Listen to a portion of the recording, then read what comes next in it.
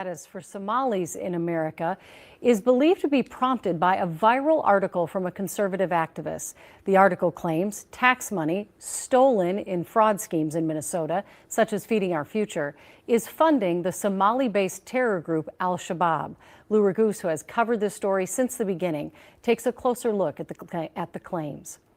Their goal was to make as much money for themselves as they could. Former U.S. Attorney Andy Lugar and lead prosecutor in the Feeding Our Future case, Joe Thompson, have always said greed was the motivating factor for the defendants in the theft of $300 million in taxpayer dollars during the pandemic. Now, an article in online conservative outlet City Journal makes an even more consequential claim that millions of those dollars landed in the hands of terrorists. The largest funder of Al-Shabaab is the Minnesota taxpayer, the headline reads. But evidence that has come out in court shows that the vast majority of the millions sent overseas by the thieves has gone to Kenya, not Somalia. They were building an entire apartment building in Nairobi. Several of the Somali-born defendants have family and connections in Kenya, where notably the money cannot be touched by the U.S. government or the Somalia-based terror group. But if any fraud money has been sent by defendants or their families to relatives in Somalia, an expert on Al-Shabaab says indirectly, the terror group would receive a cut. Nobody has to mean to fund Al-Shabaab. Former counterterrorism analyst at the U.S. State Department, Tricia Bacon, says Al-Shabaab taxes, or more accurately, extorts Somali people, which is how it funds itself. But that's sort of the cost of doing business in Somalia, because the government has been so ineffective at protecting people from Al-Shabaab's extortion that, you don't really have a choice of whether or not to pay. The feds believe that some fraud money inevitably ended up back in Somalia, but not nearly as much as the article states. GOP lawmakers have asked U.S. Attorney Daniel Rosen to investigate. Well, it's worth noting, though, that former U.S. Attorney Andy Lugar told me today that if there was any evidence of providing material support to a terrorist group, he definitely would have charged it, as he did in other cases while he was in that office. Julie. Yeah, and worth noting, he has a great reputation. I mean, no one questions that. But would they be able to track the money that's going to Somalia? I know it's not as easy as just wiring someone money there. And if so, how much money do they think ultimately would have gone there? You can't wire money to Somalia. There are ways that people can send money back to family members, which essentially consists of communicating with somebody there, paying somebody here, and then they'll pay the people in return over there. But long story short, they don't know. They don't have an idea. I've heard estimates from sources that it could be as much as $1 million or a little bit more, but nowhere near like the amount of money that's been sent to Kenya, as I reported. All right. Thank you, Lou. Yep. The top Republican in Minnesota. We are back in Minnesota again, yet again. House Majority Whip Tom Emmer calling for an investigation into claims about state tax dollars ending up in the hands of overseas terrorists linked to al-Qaeda. National correspondent Jeff Paul reports. He's live in Los Angeles for us. Jeff? Yeah, John, and Congressman Emmer says if this is in fact true, it would not only be a grave national security concern, but a slap in the face to the hardworking, law-abiding people of Minnesota. This all stems back to a single report published by urban policy magazine City Journal, which is published by conservative think tank the Manhattan Institute. The report, citing unnamed sources, alleges funding that was supposed to go to state programs to help with housing and feeding people was being stolen. Without giving an exact amount, it claims some of that money was then sent to Somalia through a complex network where it eventually ends up aiding the al-Qaeda-linked terror group Al-Shabaab. Congressman Emmer, along with 3 other members of Congress, have addressed a letter to Minnesota's U.S. Attorney demanding answers. You simply can't continue doing this. It's one thing to bilk the Minnesota taxpayers. That's bad enough. But to ship the money to a terrorist organization, Al-Shabaab, I mean, any average Minnesotan should not want to put up with that at all. Minnesota Congresswoman Ilhan Omar spoke at the state's capitol yesterday with other state leaders. While she didn't directly mention the allegations of the report, she responded to Trump's announcement last week that he was terminating temporary protected status for Somalis in Minnesota. There is not a single evidence that the president or his coonies have put forth that there are any single resource from taxpayers in Minnesota that has gone to aid and abet terrorism. That language is dangerous. A DOJ official tells Fox News it takes fraud of any kind extremely seriously, and this referral will be thoroughly investigated. John. All right, Jeff Paul Forrest with the latest from LA. Thank you, Jeff. I'm Steve Ducey. I'm Brian Kilmeade. This is pretty crazy. This is really a story that's been dragging on since 2018, and I'm going to get right to it.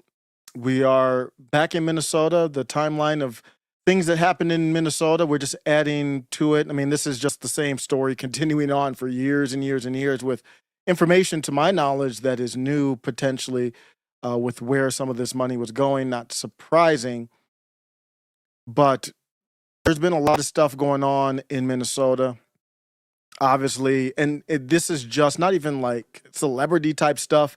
A lot of things that have been bubbling up to the national limelight of shining a light on our country, basically. Like, how are we running? How is this country working? That type of stuff. So you had the police killings. You had the 2015 is probably the first one I remember. I was living in Minnesota, believe it or not. I have talked about that a little bit. Living in Minnesota, cold ass Minnesota, 2014 to about 2017 or so. So I am familiar with Minnesota, very familiar with Minnesota. So 2015, that you had the killing of Jamar Clark. He was a 24-year-old. He was unarmed, shot by Minneapolis police during a confrontation. I'm not going to relive all of these, just going through the timeline. Philando Castile, which is out of all of them, the toughest ones for me. If you don't remember, that's the one where the guy got pulled over. This was the early age of Facebook. I remember that going viral on Facebook. Not kind of the early age, 2016, but the early age of the kind of the social divide. Facebook was never really, before Trump, before 2016, it was never really like a dividing political platform, even in 2014, 15. It was just a place where you saw your old high school friends, basically. That's how it started. But this was one of the big ones where there was video. It was the officer Cam, I believe. He was shot during the traffic stop, and he was telling the officer, "Hey, I'm armed and licensed. I'm not." I forgot how it went, but he was like, "I'm not doing anything." And I don't know what happened. That cop just shot him. That was wild. Then there's tons of other ones, but then let's go to 2020. Of course, we got Floyd. Then we had the riots. All of that started in Minnesota, like bubbled up from Minnesota. That whole thing, one of the craziest eras of our country. Then you had the Dante Wright, which was absolute nonsense. We covered that one. Amir Locke. And then you just keep going on and on. That's where a lot of the defund the police comes from, and Ilhan Omar rose up through that, and other political figures. And we now have the Feeding Our Future COVID child nutrition fraud. We had child care assistance program daycare fraud allegations in 2018. So it just never stops with Minnesota. We're in a union. So they're a part of the union. They're something that you have to look at in a certain lens. You have to. I don't live there anymore, but we have to kind of look at it. Why is all this stuff happening there? Just from a first principles fundamental, why is this happening? I think this. Tell me if I'm out. This is this is unique. I mean, California is a huge state, doesn't have, there's a lot of stuff that's bubbled up through it, but this stuff from Minnesota is like era-changing stuff, especially with Floyd. That's how you can make that argument.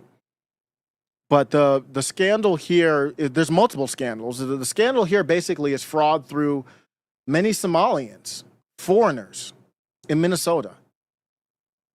The Scandinavian kind of founded Minnesota. This started in 2017, 2018. The Feeding Our Future program, I'm going to go into that in a little bit more detail, but just going through the timeline and what the kind of the big picture, how much are we talking about, how big is this? But they grew through COVID. Everybody was throwing money around. Trump was a huge part of the problem. Congress was a huge part of the problem with that. of course. So I'm not putting this all on. Well, of course, Walz has responsibility and others, but this COVID stuff should have never went down the way it did. And the president right now doesn't acknowledge that. So I don't need him poking his chest out when he doesn't even acknowledge that he was part of the problem in the first place. Of course, politics, he's not going to do that, but I don't have those problems. I'll make sure to let him know, and anybody who follows him knows, that he's a part of the problem as much as Tim Walz or anybody else. The funding for these, and that's a little bit off track, so I'm not going to crash out on the CARES Act and all that. The funding came from Congress, and it shouldn't have never came. There should have never been a reason for it. We know that now objectively. But so there was fraud happening during the COVID years, and state officials, they were in Minnesota looking into this deeper than I've ever, from yesterday to today. They were suspicious from 2018.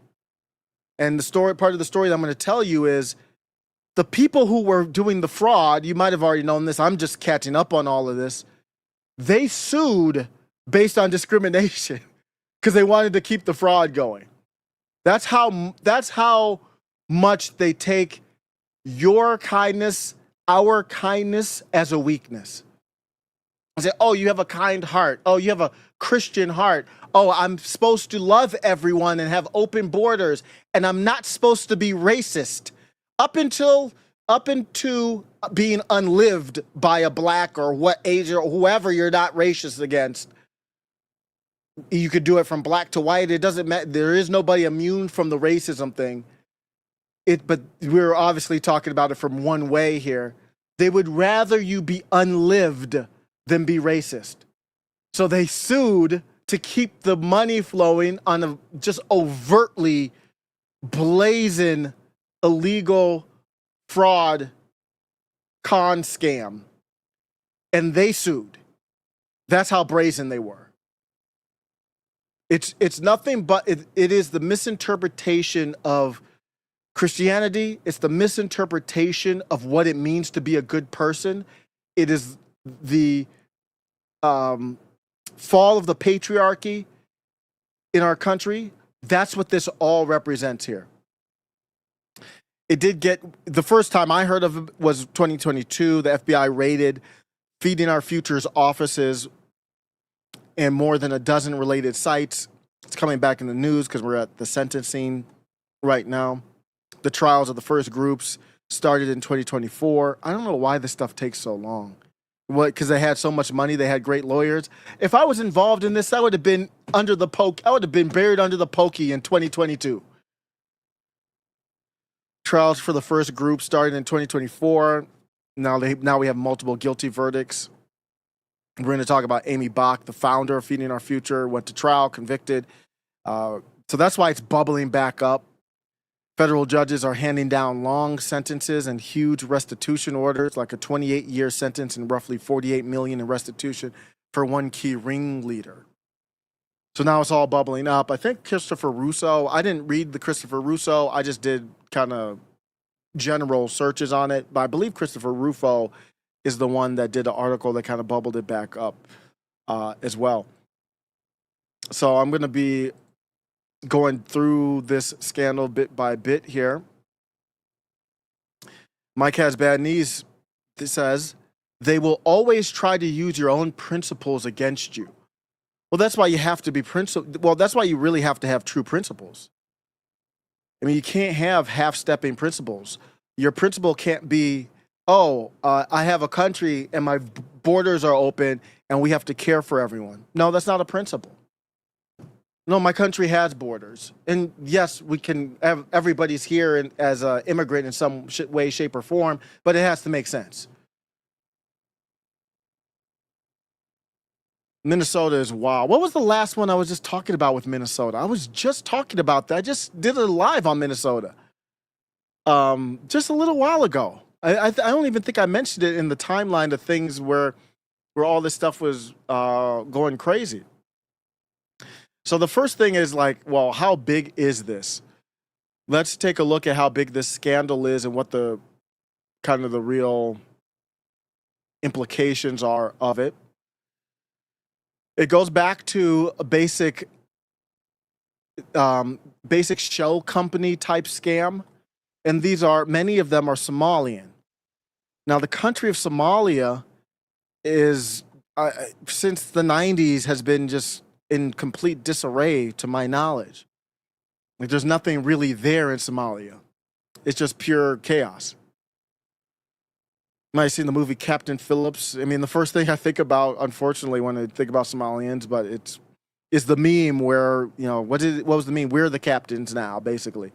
But that does represent the mind frame. If you are in a state, that's nothing really against Somalians. If we had the electricity go out, then that's what it would be. You would have to go get your 2A protected self-defense tool and make sure that your house is protected. Otherwise, somebody's going to come in and say, your wife is now mine now. Literally. So that's what happened in Somalia. So yeah, is some of it low IQ, poor culture? Of course, all of that plays a role, but they're just in basic survival tactics since like early 90s. No government type of stuff. I don't know where the government is now, but I know the whole thing fell apart. No Navy, no Army. It was just rebels running around with guns in boats. And that's why they were Somali pirates. They have no fear. They don't really value life or death. Like, I'm not saying that they don't, but not in the same way that we, gratefully grew up in this country valuing. And the pirate thing came from the fishing out there. And so people came, since the government wasn't really there, people all over the world kind of came over there and ransacking their fishing lanes and all that. So then they got guns and went out there, and it was just, they started doing ransom. Remember, that was crazy. That was like in the 2000s or so. They were doing all that kind of stuff. So those are the type of people that were brought here for some odd reason. And that causes a problem because their culture is incompatible. They don't want to assimilate here. A lot of them, even though I think English is the official language, a lot of them don't even speak English. I was watching a video online, one of these right-wing, I believe one of these right-wing influencers was talking about the Somali population in there. And they were on the streets. I believe it. I lived out there. Got great food. I'm not Pierce Morgan. Pierce Morgan said that he was, he'll trade whatever chicken tiki sala, whatever, for Indian food for the Indians being there, some stupid stuff like that. But that's what I think about because I was out there is the great food. So let me break it down a little bit, then we'll get into some video reactions and stuff.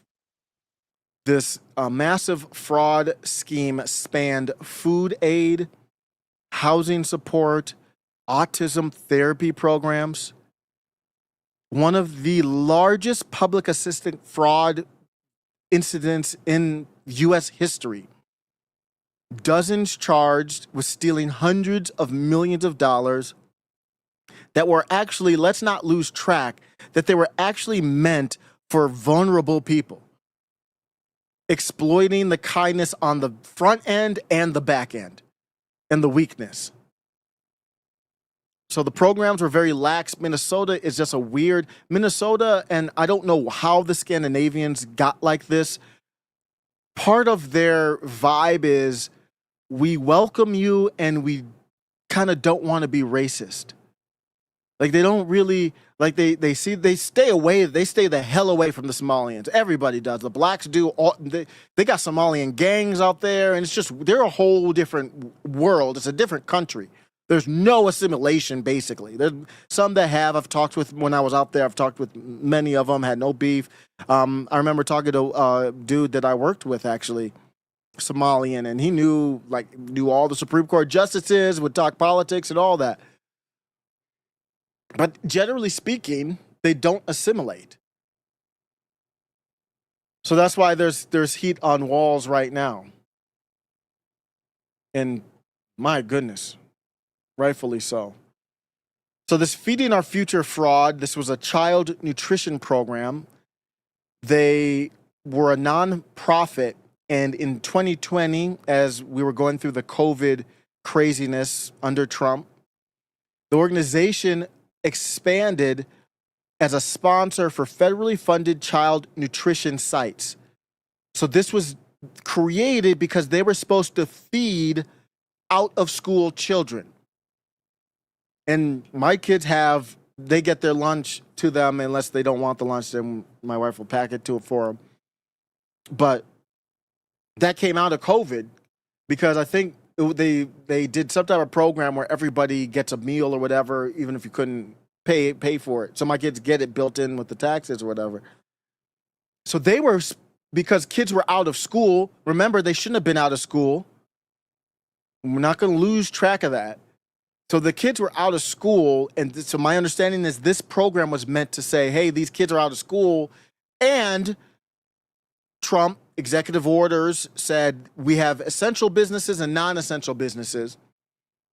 Many of you, like myself, might have taken your laptop home. I'll never forget it. It was February, I believe. I had gotten what I think was COVID in December of the year before. It was like a 1 or 2 day fever, weird thing. I never really had like a fever like that for like 1 day. Then I felt great. I don't know if it was or not. It was going around where I was working, but they said, hey, they just came in one day, everybody get a laptop, go on home. And so they were saying, well, if people aren't working, well, I was lucky enough to be able to work from home, but if you're not able to work, how do you feed your kids? That's when the rent freezes, all that came out. So they said, oh, let's start a nonprofit. They had started it back in 2017, but let's sign up for this federal program and we'll feed children out of school. The government will pay us money to get food and feed children. In reality, it engineered a massive fraud scheme because it recruited dozens of shell restaurants, childcare centers, nonprofits. All these places were posing as meal distribution sites. Then they claimed they weren't really meal distribution sites, meaning kids could go there, people would bring their kids there to get food. No, that's not what happened. But they claimed to serve meals to thousands of children per day. So the government was paying them to feed thousands of children per day, but they didn't have many staff at all. And there were over 250 fake sites that were open statewide between March 2020 and January 2022. This is from the FBI website is where I'm getting this, direct from source, their allegations. So they claim to have served 125 million meals in under 2 years. They forged attendance rosters. They used random name generators and fake ages. This was before LLMs got big, what we call AI, large language models got big, where you could probably just do that in 2 seconds. They were using the website, a naming website, allegedly. And then they used fake ages that were randomized with an Excel spreadsheet. They submitted fake invoices for bulk food services and recycled lists of children's names with changing the ages to pad their claims, because it's a lot of work when you got to grift. When you got to grift for the millions and the hundreds of millions, sometimes you cut a few corners. So in exchange for facilitating these claims, they collected more than $18 million in administrative fees, and the employees got bribes and kickbacks disguised as consulting payments. The fraud kept on going until January 20 of 2022, when the FBI executed 25 search warrants around the Twin Cities, raiding Feeding Our Future offices and numerous sites. I don't think I ever covered it. I don't remember covering it. I remember reading about it, but I wasn't even in the same mindset where I might even looked at it how I am now. Now let's fast forward, because they charged 47 defendants. By now, 2025, they expanded to 78 people charged in just the Feeding Our Future case. That's just one of the cases, with over 50 guilty pleas and several convictions, including the leader, Amy Bach. So authorities estimate that $250 million was stolen from the federal child nutrition program through this conspiracy. just the government just absolutely, I mean, this is criminal from the top all the way down, not even just the people doing it. And the Amy Brock woman, I believe, is just, she's not Somali. But it's just unbelievable. We'll get to the Somalian stuff. But all that money was diverted to personal use, basically. What did they spend it on? What would you spend it on if you didn't have the drive to work and you felt like you could go to sleep at night grifting 200, and grift is a horrific, it's not even a strong enough word, stealing $250 million and you get your cut and you get, I don't know, 18 million. What would you do? What would you do with that? Well, they bought luxury cars. Great. Luxury cars. That's going to last a lifetime. That was worth stealing the money for. Luxury cars, expensive vacations, trips to Turkey, real estate. Well, that kind of makes sense. Jewelry, just gluttonous behavior. But on the good side, 3% of the claims actually went toward funding children. 3%. You see, what the Somalians and Amy Brock and others, it wasn't just the Somalians, what they don't understand is you can do this legally. You just got to step your game up. What are they doing what were they doing in Ukraine? We just covered the Ukraine scandal. Rand Paul said, well, let's do an IG or somebody to investigate where the funds are going, the fraud. We know there's fraud. Where is it going? CBS did a special on it. Congress voted no. Why? Because they just wanted to keep the fraud going. The kickbacks, all that. They all are getting kickbacks and doing all kinds of stuff. Y'all are just too stupid. You're doing it too much in the open. You probably didn't buy off the politicians enough. If you would have bought off DC, you never would have got raided. What's going on here? You didn't set aside some funds for DC? So after the food aid fraud came, then the floodgates opened to other fraud that we saw, housing assistance fraud. This was one that was uncovered in Minnesota's Housing Stabilization Services, HSS program. Sounds great and wonderful.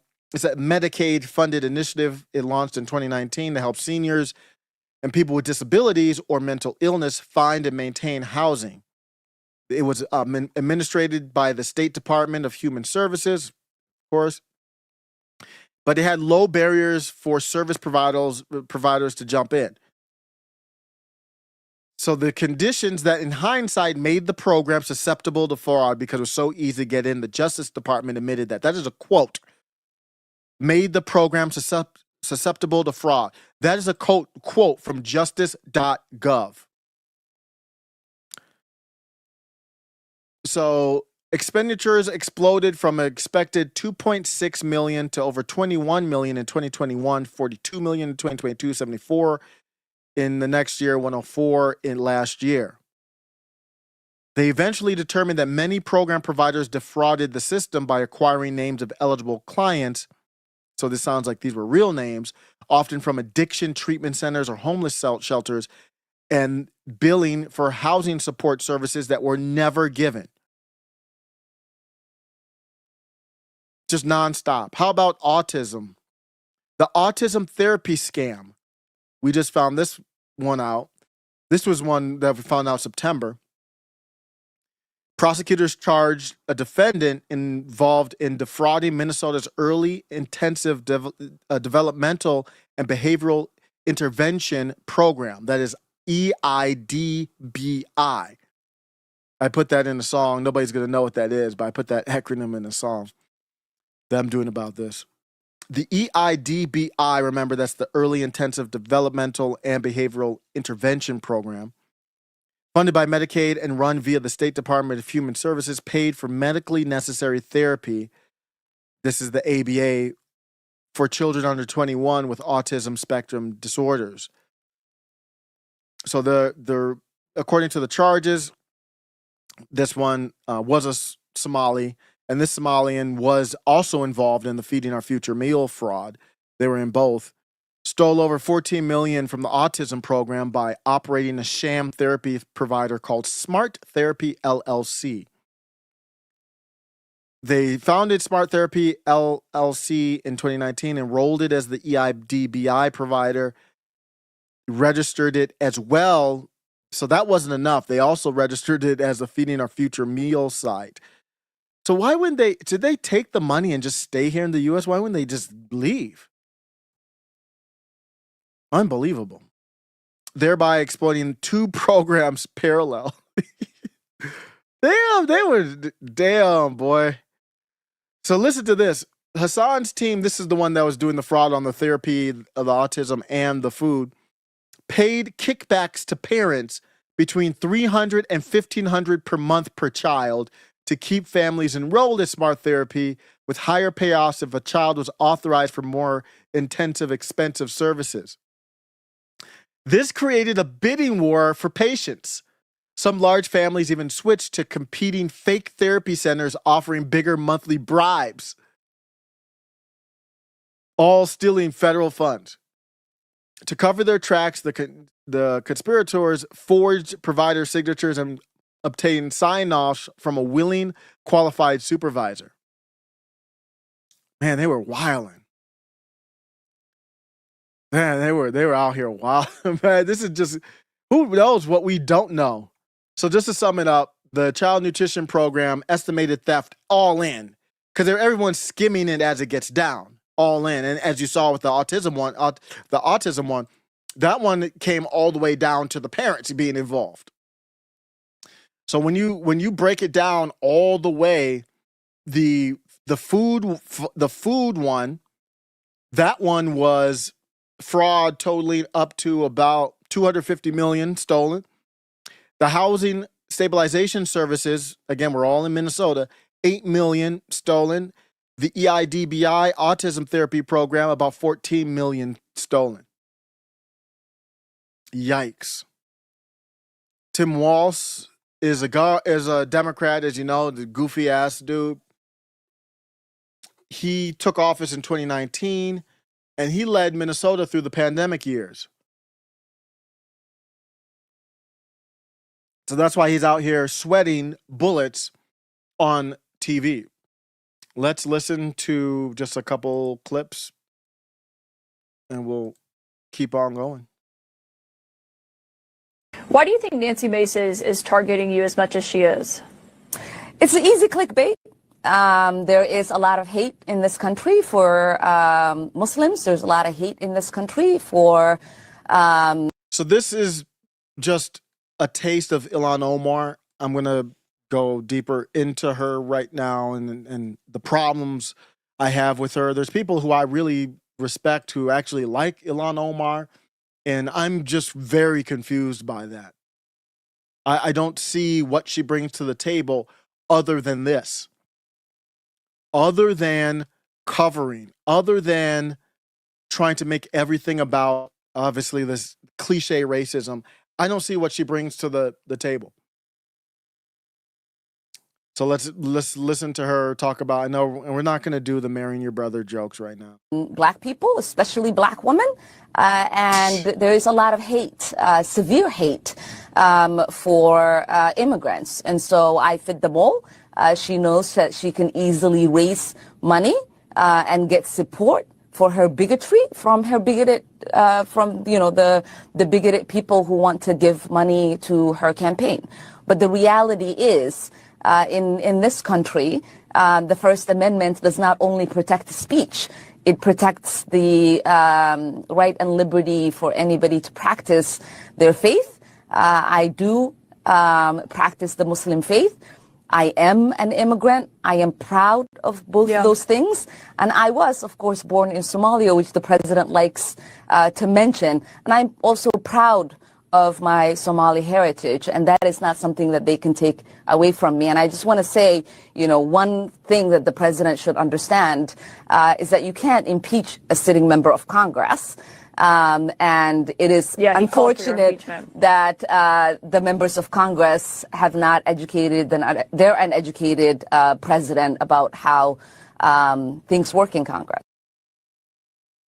at this graph showing the explosion in this program. This is the amount of money the state has paid in Medicaid claims to autism treatment providers using your tax dollars. You can see in 2017, not that much, just more than $1 million. But you see the gradual growth here. In 2021, more than $80 million. But look at last year, more than $220 million paid out in claims with a grand total of just shy of $700 million. This is what state investigators are now looking at, these soaring costs, and questioning how many providers are doing real work.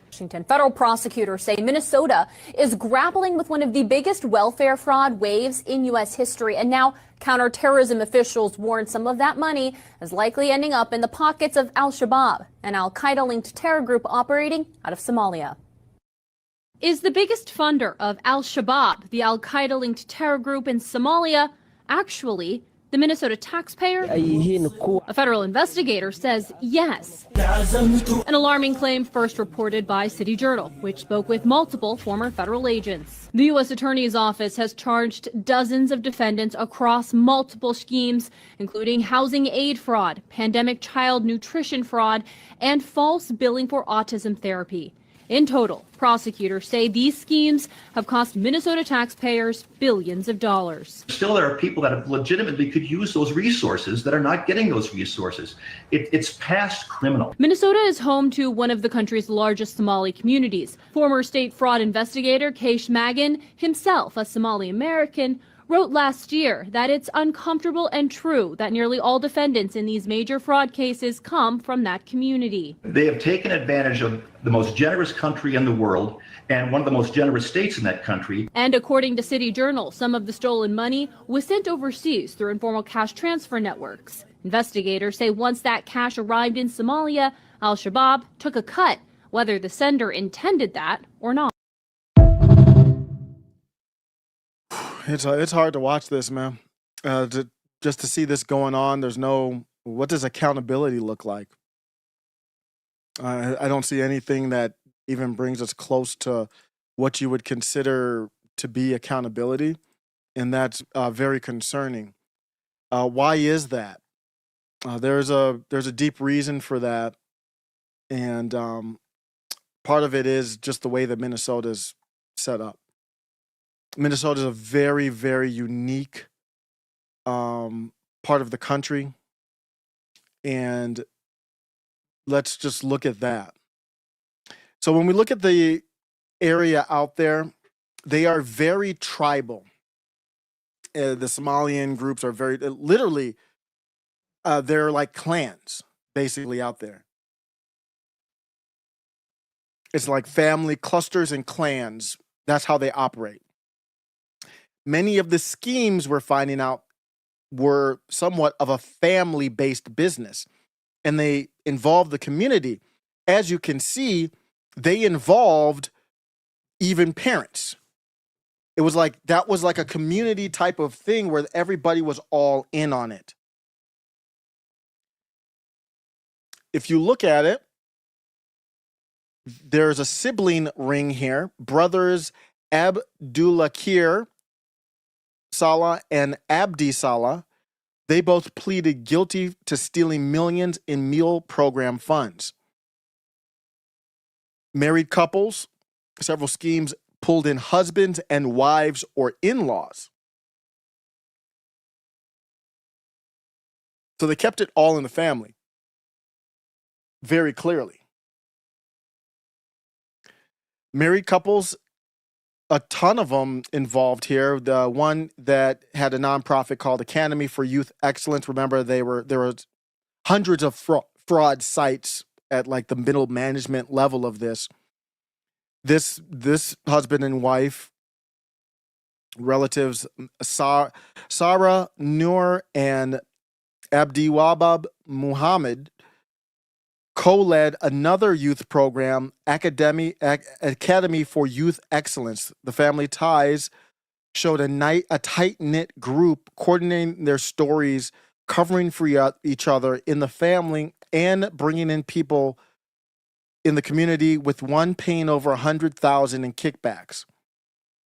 So the couple siphoned over $5 million, with one of them paying $100,000 in kickbacks. That is per the Minnesota Reformer from March 13th, 2023.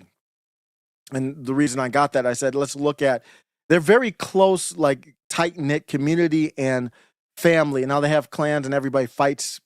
Everybody has fights among their people, but they're pretty tight-knit.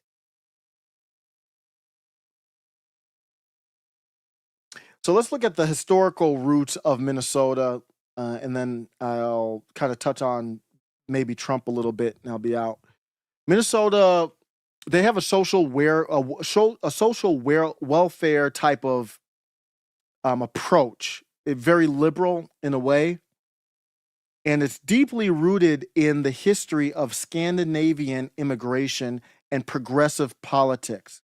From my research here, in the late 19th and early 20th centuries, this is something I've talked about off the cuff, but I've never done research in to kind of put more tangible proof to. The state's population swelled with people from Norway, Sweden, and Germany. We haven't seen any problems with those immigrants, not like this. We didn't see any problem with those. But they're the ones that came here and caused the problems. So maybe I should say we are now seeing problems with them.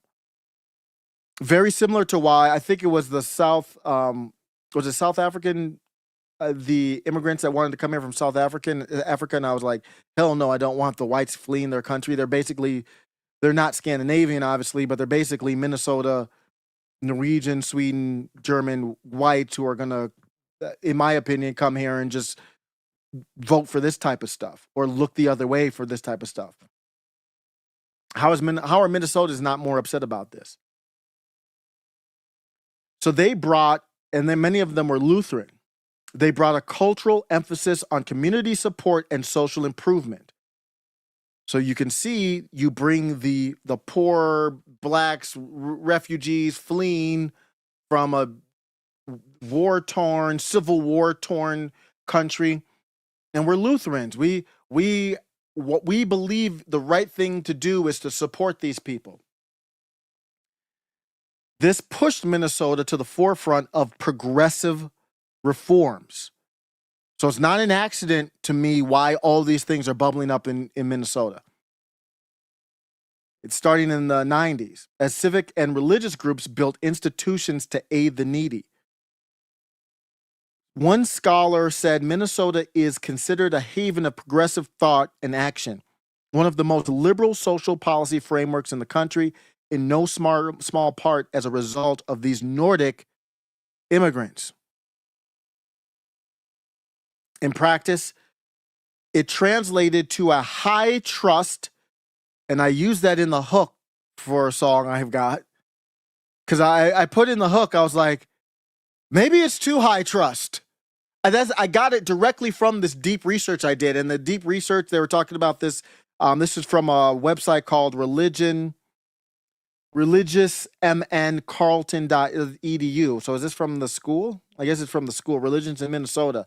It's just a good site on the story of Lutheran social service, history of the largest social service organization in Minnesota. It began with one pastor and 4 children. And that pulled a great article, exactly what I was looking for, kind of proof to like, how did this happen? And it says, it translated into a high trust, generous welfare model. And I think, let me look up the lyrics to the song, because I don't know the lyrics to the song that I created. The lyrics of the song, I'm like, it's a high trust. Maybe it shouldn't be so high trust. This is basically what the lyrics to the song are. So the lyrics of the song, and I tried to do somewhat of a play on Prince's joint, When Doves Cry, but made it different than that. I didn't want to make a corny like remake. So the chorus comes in, and I said, maybe the mercy too wide. Maybe the mercy was too wide. Maybe the trust was just too sky high. It's not even a maybe. So politically, Minnesota's Democratic Farmer Labor Party, it's such a weird thing here. That was born from a 1940s merger. And why am I doing this? How do you get to the point where you've got Scandinavian, some European whites who basically, they don't assimilate fully either, but they are much more assimilated with American culture than Somalians. Much closer to the American culture I want. Maybe some people want a different culture. I don't know. Maybe some people want a different culture because for some reason you can't appreciate something that was created by whites. What is that? But I digress. How does it happen that a state that really should be great allows a small population of low IQ Somalians to literally just rape the country financially? I mean, relatively speaking, the Federal Reserve is the true rape, but just from a scheming and a scandal standpoint, that they're at the top of the line with this. Constant social upheaval, a black resists arrest, a black swallows a speedball, a black basically unlives himself, and all of a sudden the whole country's supposed to stop and build statues for him. People still don't acknowledge that was a whole lie. We still can't acknowledge that now. All of that coming from the Scandinavians who have this. This is not what they mean by Minnesota nice, but it's this toxic tolerance based on a weird interpretation of Christianity. So this high trust model led Minnesota to often partner with nonprofit and community organizations to deliver services rather than imposing heavy-handed oversight. That's just how they operate. They have a tradition of deference to nonprofits because of the charitable role of churches and civic groups, Lutheran social service, Catholic charities, etc. They manage refugees, resettling, housing, and feeding programs. Exactly the ones that the Somalis took advantage of. And they felt so confident. I don't even know if they really understand the DOJ and the FBI and the federal government. Honestly, I don't know how many of them understand that. If they're looking at it as the Minnesotans are the only ones that can really hem me up, and maybe I don't want to underestimate, I don't want to say they're my enemy, but I don't want to underestimate somebody, but maybe it makes sense if they're looking at the Minnesota government, these people with no oversight, kind of knew what was going on, still didn't do anything. If they feel those are the only people that can hold them accountable, then of course they're going to be brazen. They're going to take the loot and bring in their friends and family and not even leave the country. They don't even feel, they had plenty of money to leave the country. Why would they feel like they don't need to leave the country? They set the money back. They say, we're good here. We're not done here. They're not going to catch us here. And it just makes no sense. So the Minnesota's default position is to trust and not verify, with an emphasis on trust. So with those weak verification, federal government gives them all the money. The fraud was just bound to happen, and they knew it for a long time. The story of the discrimination lawsuit is just it was just absolutely insane. Let me get to that real quick. Reading this, that was one of the most craziest parts of this. And I got to, I don't know if I mentioned on lives before. On Sunday, I'm cooking dinner on Sundays now, just to give my wife a break.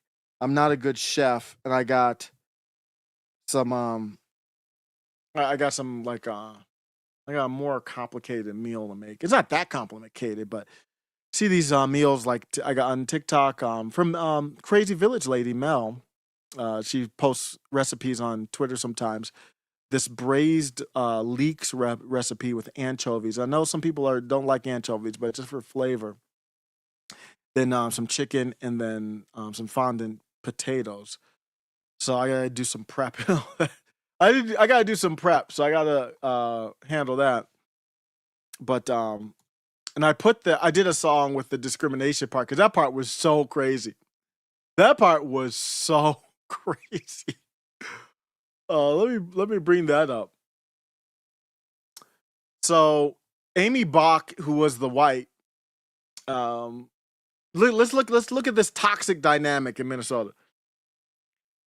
So there was a confrontation between the Minnesota Department of Education and the Feeding Our Future organization in 2020 and 2021. The Minnesota Department of Education began noticing some of these things start looking funny with Feeding Our Future meal sites. Many of them were operated by these East African immigrants. You know, it's Ethiopia, what else? Somalia. I don't even know what other countries are over there. I just know Ethiopia because I love Ethiopian food. I just sound like that. I sound like that guy, don't I? But Ethiopian food is so good, man. It's just so good. What countries are over there? Okay, so let's it's I don't even know a country. Sudan, Somalia, Somaliland, Kenya. Yeah. All them. Yeah, Kenya, that's where some of the money went.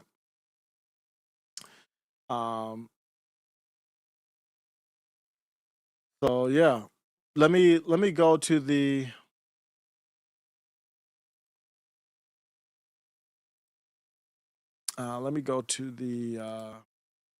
incident here. So Amy Brock, who was the ringleader, you could say, filed a lawsuit in November of 2020 claiming that the Minnesota Department of Education was discriminating against her organization by slow walking approvals for her fake sites. In public and in court, Amy Brock and her allies essentially played the race card. They said that the only reason that the Minnesota Department of Education was scrutinizing them is because they worked with predominantly Somali and East African communities.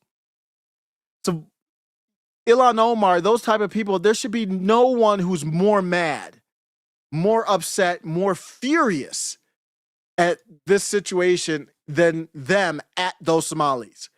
Especially if you put your name on the line for Somalis. You want them to run for office. You say that anything you say bad about them is racism. It's just, I mean, it's really goes against everything you believe to allow the Somalis to go ahead and just take advantage of you like that. Crazy. It's just absolutely crazy. They sued Minnesota while they're doing the scam. How are you going to sue Minnesota while you're doing the scam? Oh my gosh. Oh my god. Well, that's how brazen it was. Because they knew if they put the racism stuff up on there, that was November of 2020, you know what time frame that was. So no one wants to be called racist. You'd rather lose millions of dollars through the program and maybe endanger your freedom for looking the other way. The state officials felt like they were in a defensive posture. Well, how do we know that? Internal documents and testimony later confirmed that the Minnesota Department of Education leadership felt hamstrung by the accusations.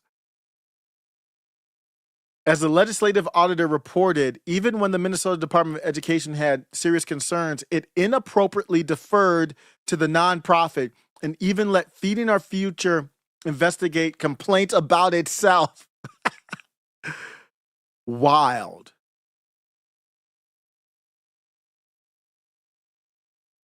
Wow. Absolutely bat-ish crazy. Absolute straight lunacy. Oh my goodness. So I'm just going through this history And I'm trying to figure out, how does a state, how do people in a state, and now it's the state's populated, it's not all Scandinavian, even though you still see that when you go there.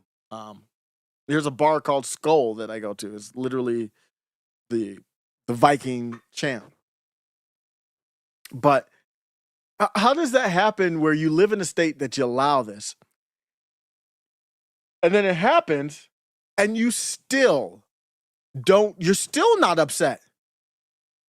How are you still not upset at this point, Minnesotans?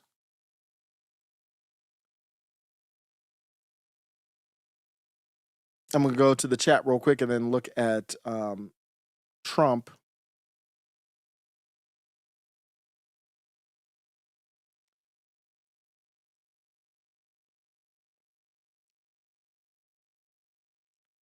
All right. DR Lemo said, I really did the homework on history. Oh, thank you. Appreciate it. Ricky says, Ilhan Omar came to the U.S. not to escape oppression, but to escape justice for the atrocities for her family committed. Ilhan Omar's family were part of the ruling elite connected to the brutal Marxist. Well, yeah, I did see that. I've seen those stories. I just have not done the work to dig into that. I mean, the whole thing, I haven't, I made some jokes about it. I haven't even really dug into the, basically the brother stuff, which, I mean, actually looks legit, believe it or not. Mike has bad knees is so right. If the grid went out here, we would be Somali in 3. I mean, it could be quicker than that, but that's not the point. We would become Somali in 3 weeks. Let's say it came out, 3 for the whole country. I'm thinking like just my little area. It would take a couple hours in just your local area. But let's just say the whole country. Yeah, about 3 weeks at the longest. We would be out here with machetes.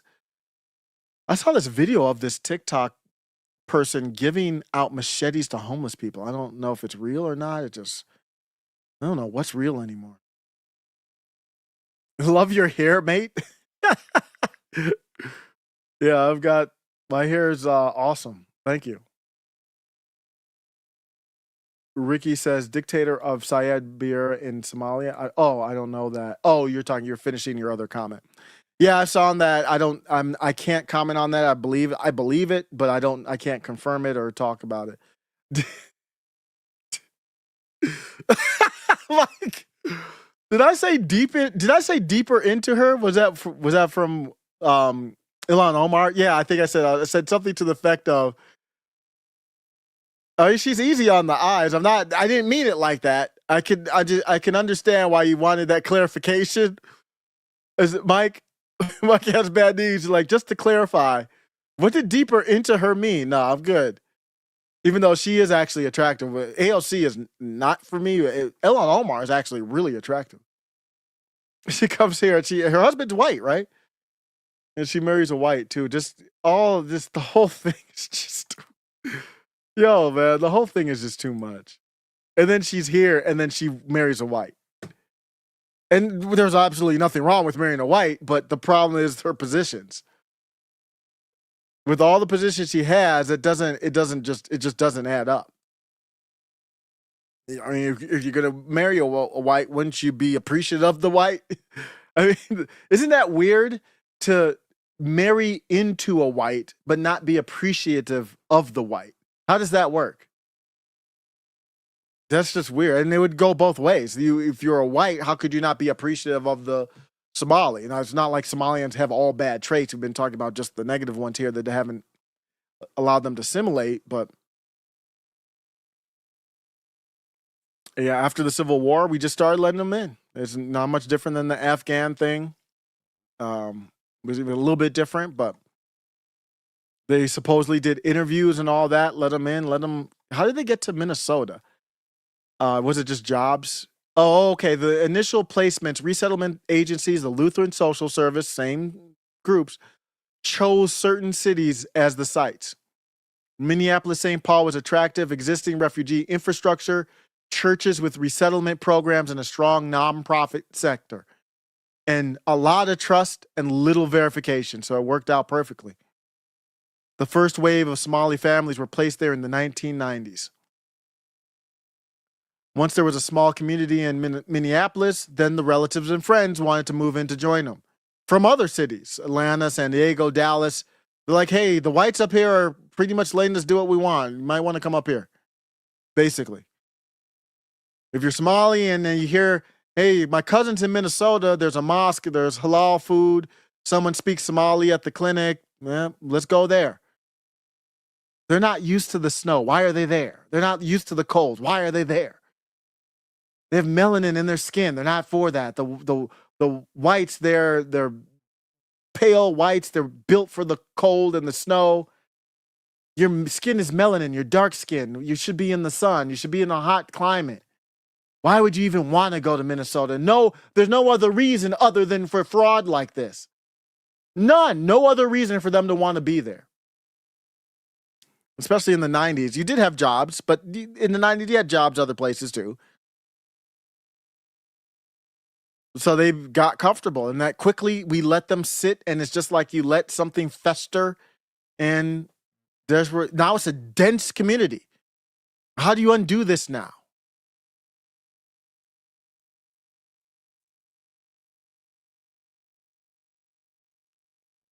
Yeah, I don't know. If we're going to keep the states as a union, then it's something that we all have to think about. Lauren says Trump was found guilty of felonies and found liable for sexual abuse. It made conservatives love him more. It wouldn't matter to them if there are dozens of pictures of Trump on Epstein Island. So the charges against Trump were all fake. And I don't know what the strategy, looking back at it now, was. I mean, either the charges go through and they work, and then our whole system is literally just collapsed, or you did what you did, the charges were against him, they don't work, and now Trump is trying to do the same thing back to them, which I can't blame him for. I'm not for it. I'm not supporting it because it's for Trump. It's not for me. It's for Trump and Jews in Israel. It has nothing to do with me, what Trump's trying to do in retaliation. I'm not 100% against retaliation, but you've got to give me the case and the argument and why it's good. So the felonies against Trump were absolutely, I've broken those down. They were absolutely gunk. It was horrible, horrific. There was not an ounce of truth to any single one of them. It was very, very bad. Very, very evil from many levels. I don't know what was going on, but that's a moment in time that history is going to we're going to have to look back and kind of figure out what happened. The sexual abuse as well as there, I don't know. That's a he said, she said, but there's no evidence there. I'm not going to relive the whole thing. They actually redid the law in New York to bring it up. But with the Epstein stuff, that's Trump kind of using kind of the same thing and saying, I was voted president, so I can basically wipe these things off, say they were fraud, a scam, and not have to talk about the Epstein stuff. So that's we don't know what's in the Epstein stuff, but his covering up of the Epstein is well documented going back to his first term. So I will agree with that. Yeah, thanks for joining, Lauren. Appreciate you. Mike has bad knees. We're on the important part of the scandal. The important part of the scandal is, why is Ilhan Omar's looks, why are her looks so underrated? And I don't know how that happened, and I'm not saying that in any type of, I'm not trying to say in any salacious type of way or anything. She's just, I mean, she's a good looking, she's an attractive woman. I don't know how she became so underrated. AOC, for some reason, got up there. Maybe it's the wrap or whatever she puts on her head. I'll end with Trump and just my America First takeaway.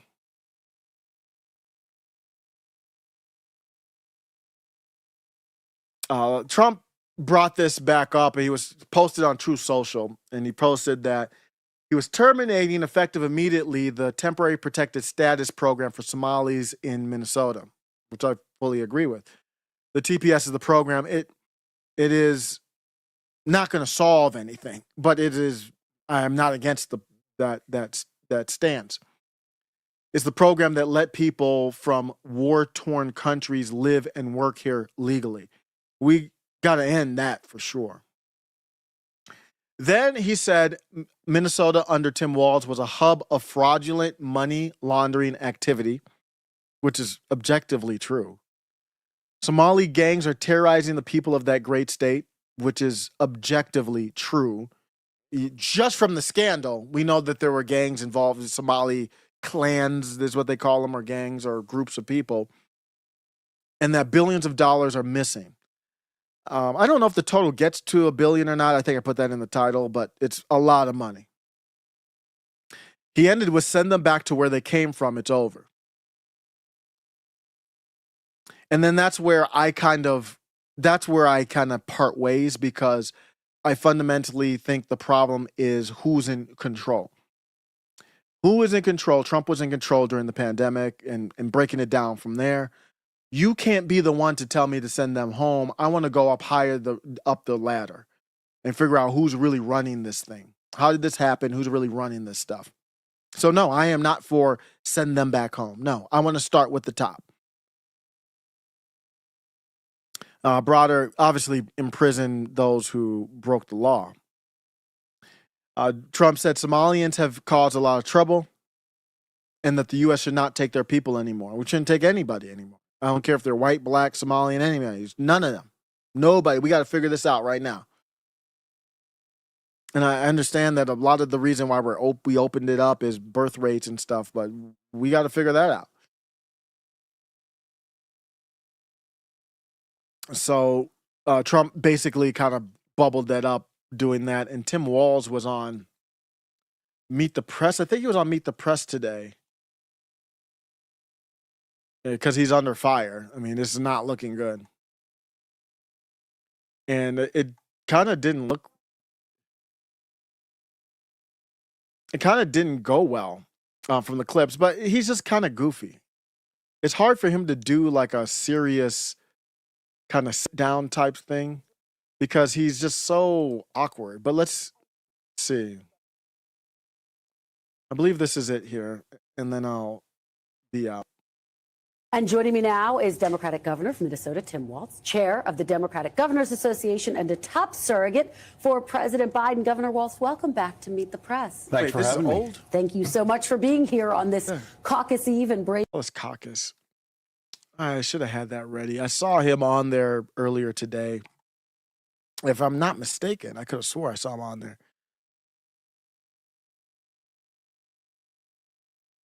I'm just going to look it up real quick because I want to hear what he has to say. I believe he was talking about Trump saying retarded or something like that. Who cares? Nobody cares about the word retarded anymore. And Nick Fuentes had a great point because Tucker Carlson, well, I looked that up. Tucker Carlson pressed up Piers Morgan on using certain terms. I don't even know what YouTube does, so I'm not going to use the terms. He was using the bundle of sticks. And he said, hey, Piers, why don't you just say the word bundle of sticks, bundle of sticks? And Piers was like, no, basically because in the EU or UK, wherever they were at, in the UK, they're much more strict on speech. And Nick was like, that's not based. Retard, that's not an edgy word. Bundle of sticks isn't an edgy word. Why don't you use the hard ER, Tucker? I'll do the same thing with you. And that made a lot of sense to me. It's like, if you're going to really want to talk about what you can say, what you can't say, and Nick brings that up because he's like, people go at me for using the word, and he's not using it in any type of hateful way. He's just using it. But let's look at the clip here. I think this is it. Might be a commercial first, though. Yep, loading the ad.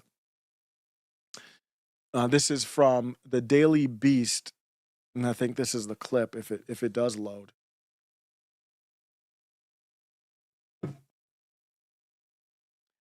But that would be an interesting test for Tucker.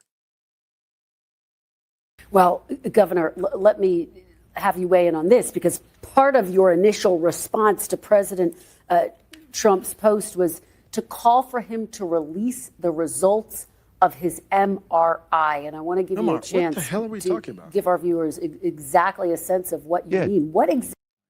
I'm struggling here. What the? He's talking about that is the right date today. Wow. I don't know what Exactly were you suggesting by that, Governor? Well, here we got a guy on Thanksgiving where we spent time with our families, we ate, we played Yahtzee, we cheered for football or whatever. This guy is apparently in a room ranting about everything else. This is not normal behavior. It is not healthy. And President ranting about everything else. He was pretty specific. He was ranting about you and fraud in your state from Somalians, if I'm not mistaken. What do you mean ranting about everything else? Be specific. Presidents throughout time have released a couple things. They've released their tax returns, not Donald Trump, and they've released their medical records, not Donald Trump. And look, the MRI is one thing, but I think what's most concerning about this is, as your viewers out there are listening, has anyone in the history of the world ever have an MRI assigned to them and have no idea what it was for, as he says? So look, it's clear the president's fading physically. I think the mental capacity, again, ranting, crazily at midnight on Thanksgiving about everything else. There's reasons for us to be concerned. This is a guy that randomly says the airspace over Venezuela is closed. He's ruminating on if you could win a nuclear war. Look, this is... Well, but that's not, those are bad policies, but that's... Joining me now is Democratic Governor. I mean, that's not him being crazy, though. He's just working for people behind the scenes. Tim Walz of Minnesota. Governor Walz, welcome back to Meet the Press. Good to be with you, Kristen. Thanks for having me. It's great to have you. Thanks you so much for being here. I do want to start with the tragic shooting of the two National Guard service members. In the aftermath of the shooting, as you know, President Trump has responded by vowing to crack down on refugees, including from countries beyond Afghanistan, specifically targeting the Somali community in your home state. He also described you using a slur widely regarded as derogatory toward people with targeting the Somali community as if there's no reason to be targeting the Somali community. Intellectual disabilities. I want to read for you what he said, Governor, and get your reaction on the other side. He said hundreds of thousands. Why aren't they the American Somalis? Like, why are they their own community? Thousands of refugees from Somalia are completely taking over the once great state of Minnesota. Somalian gangs are roving the streets looking for prey as our wonderful people stay locked in their apartments and houses. Well, let's talk about it. Let's talk about the whites who allowed this with toxic tolerance. Let's talk about them too. I actually would rather talk about them than the Somalis. I want to go even up higher, but nobody's really talking about what's happening there in the bigger picture. That's where Trump should be coming from. That's the angle. That's the angle to come at this from. How are you allowing this? They don't have the mental acuity to control the state. I mean, they're trying to rise up. You've seen Ilhan Omar. She herself is, I think, very smart. But as a group, they don't have, that's just not their natural thing. Everybody no group is better than another group, but every group has different things. There's nobody in America who wants to join a society run by Somalians. Let's just say that out loud. So they're not controlling anything. How is this happening? That's what I need to hear talked about. Hoping against hope they'll be left alone. The seriously blank governor of Minnesota, Tim Walz, does nothing, either through fear, incompetence, or both. True. What is your response to President Trump, Governor? Yeah, well, first of all, let me express my condolences to the families of the National Guardsmen. They're out there doing their duty. They serve us. As a commander-in-chief of the National Guard and someone who served, we have a responsibility to put them in a position where they're protected and they have a clear mission. And so I would express my condolences there. Look, Donald Trump insulting me is a badge of honor for me, but I think we all know, both as an educator for a couple decades and as a parent, using that term is just so damaging. It's hurtful. We have fought 3 decades to get this out of our schools. Kids know better than to use it. But look, this is what Donald Trump has done. He's normalized this type of hateful behavior and this type of language. Is he talking about the word retarded? Is that what we're doing? And mainly, look, at first, I think it's just because he's not a good human being. But secondly, to distract from his incompetency. We know we just came through a Thanksgiving where prices are up. We know people are concerned about heating their homes as we're experiencing blizzards out here. At the same time, he's cutting those programs. So, look, we cannot allow this to be normalized. The people who, Trump is, like, this is language police. You guys are woke. many times it's just about being decent to people and making them feel included. You can use that word, sure, you can use that language, but you shouldn't. And that's something that Donald Trump fails to realize. But again, Kristen, this is cruelness, this is meanness, it's aimed at a broader community. And as far as demonizing our Somali community, maybe he could help us on some things. Demonizing an entire community, folks who are in the professions, educators, artists, doctors, lawyers, entrepreneurs, they bring the diversity and the energy to a place like Minnesota. And for him to just randomly decide to do this, it makes no sense. Do your job, get the criminals out, secure our border, but do it with dignity and respect to the American tradition of respecting immigrants and refugees as a beacon of hope. Well, oh my goodness. Wow.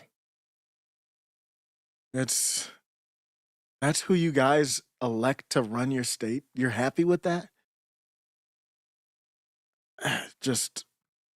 That is just appalling. He answers the question with nothing but, he's talking about the word retard, just vague. It's just a vacuous words that mean absolutely nothing, that address absolutely nothing. Way worse than even Trump, I'm out on Trump, but this is not worse enough for me to, like, if I had to vote between them, that I would pick Trump over this. They're ultimately fundamentally the same, but there's a lot here that is really, really despicable. Speaking of the Somali community, President Trump is targeting them and your state in part. He's citing fraud as the reason for his crackdown. Dozens of people of EIDBI. Do you take responsibility for failing to stop this fraud in your state? Well, certainly I take responsibility for putting people in jail. Governors don't get to just talk theoretically. We have to solve problems. And so I want to give you a chance to respond to this. Do you take responsibility for failing to stop this fraud in your state? Well, certainly I take responsibility for putting people in jail. Governors don't get to just talk theoretically. We have to solve problems. And I will note, it's not just Somalis. Minnesota is a generous state. Minnesota is a prosperous state, a well-run state. We're AAA bond rated, but that attracts criminals. Those people are going to jail. We're doing everything we can. But to demonize an entire community on the actions of a few, it's lazy. And as you heard Senator Kelly say, this president has cut a lot of inspector generals. He's cut programs that could help us tackle this on. So we'll take it on. We'll put folks in jail. I don't care what your nationality is. I don't care what your religion is, your color. If you're committing crimes, these are programs that were meant to serve students with autism, to housing, and to making sure people had enough to eat. There's a reason Minnesota ranks as the top, lowest childhood poverty, best place for children to live. People are taking advantage of that. They're going to prison. That is totally disconnected with demonizing an entire group of people who came here fleeing civil war and created a vibrant community that makes Minnesota and this country better. But that's Donald Trump. Deflect, demonize, come up with no solutions. He's not going to help fix anything on fraud. My God, there's a big difference between fraud and corruption is something he knows about. Well, Governor, let me have you weigh in on this, because part of your initial response to President Trump's post was to call for him to release the results of his MRI. And I want to give you a chance to give our viewers exactly a sense of what you mean. What exactly were you suggesting by that, Governor? So look, it's clear the president's fading physically. A couple more to get to here. I want to talk about the Democrats. You were, of course, the Democratic vice presidential nominee in 2024 because President Biden dropped out over concerns about his fitness for office. Vice President Harris, in her new book, said it was, quote, recklessness for former President Biden's allies to leave the decision about running for re-election up to him. Yeah, I couldn't care less about that. So I'm going to take away from just a Christian standpoint. They wanted to run their state and they still, looks like they still are, to serve third world refugees, basically bending everyone else over for these third world refugees.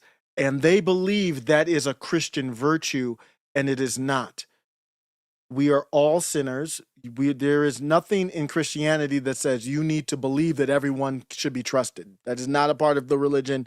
Don't know where they get that from, because that's how they operate. And I guess it's more they're operating, not everyone. If someone's a refugee from a war-torn country, you should trust all of them. That doesn't make any sense. Christians should be very careful on who they assist and who they do not assist. Everyone is not worthy of your assistance. That is probably the number one takeaway from this. And you have to put something in place to make sure if you are going to assist, which is if you assist the right person in the right way, I think that is actually very good and aligns with the religion, with the faith. But if you're just blindly trusting everyone and blindly assisting anyone, that does not, because you could be assisting sin. You could be assisting evil. And if you know that you are, and then you turn your back away, I don't even know what you're practicing the religion for. So Mike Has Bad Needs was talking about, well, the principles were taken advantage of. Yes, the first thing we have to look at is, what are the principles? These people just take religion and bastardize it to twist it into whatever they want it to be. It's disgusting. I'm out. I gotta go find leaks. Leaks are out of season, so I gotta go. On that note, I gotta go. So I did do a song. I'm gonna play it. The lyrics came out weird, so I'm a little disappointed. It didn't come out as well as I wanted it to. But I'm gonna see what I do with it. See if I can fix it up. A lot of stuff hits the, what do you call it? I don't even know the saying anymore. The drawing board or the floor, and never makes it. But I like the song, that's for sure. But the lyrics weren't on the screen, didn't sync up, so whatever. Appreciate y'all. I'm out.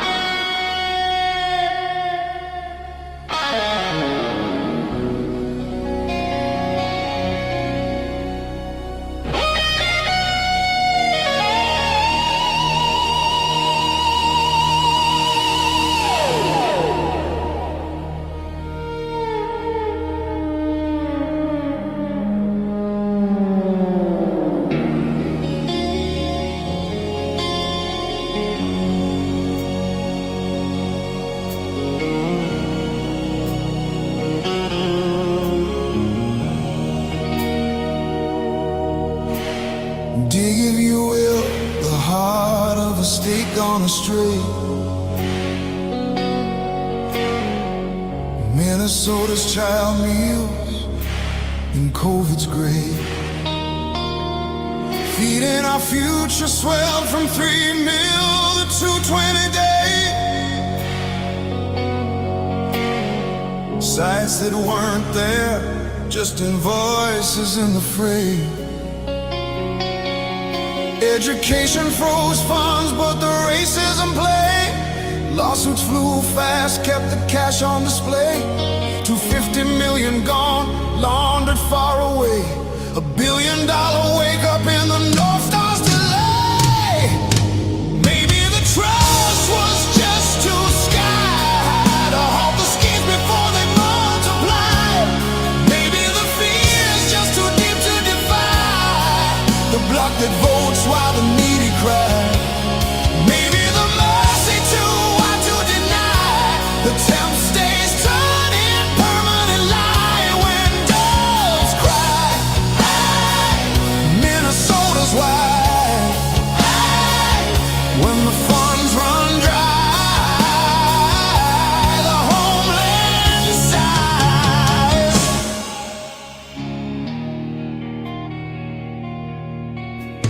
Touch, if you will, the homes for the broken and frail. Housing stabilization, a 2.6 start, then 100 million gale. Medicaid for the disabled, but the service is pale. Built for ghost kickbacks in the Somali trail. No real aid delivered, just echoes that fail. Walls shut it down when the feds raised the sail. But the theft rolled on, leaving families to wail. In the land of 10,000 lakes, now a hollow tale. Maybe the trust was just too sky high to halt the schemes before they multiply. Maybe the fear's just too while the needy cry. Maybe the mercy too wide to deny. The temp stays turning, permanent lie when doves cry. Minnesota's wide when the funds run dry. The homeland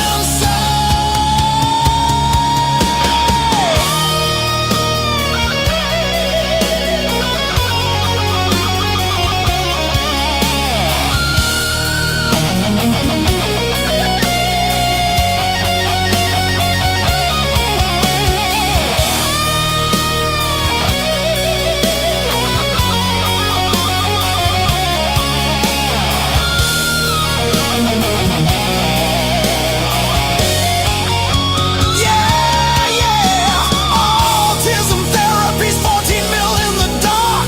EIDBI false flags, enroll in the spark. Kids certified, wrong parents paid for the mark. Clan networks thriving while real help falls apart. Post-Floyd chills grip the watchdog's heart. DA shields block the audit's art. Osiris unveils the index red chart. Claw Minnesota back before it tears apart.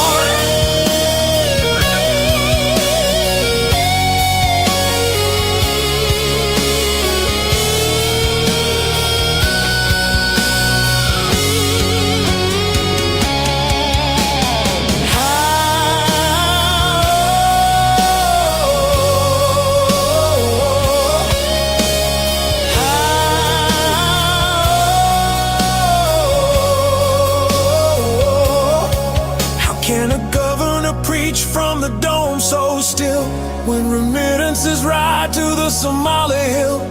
No more TPS loopholes bending the wheel when doves cry.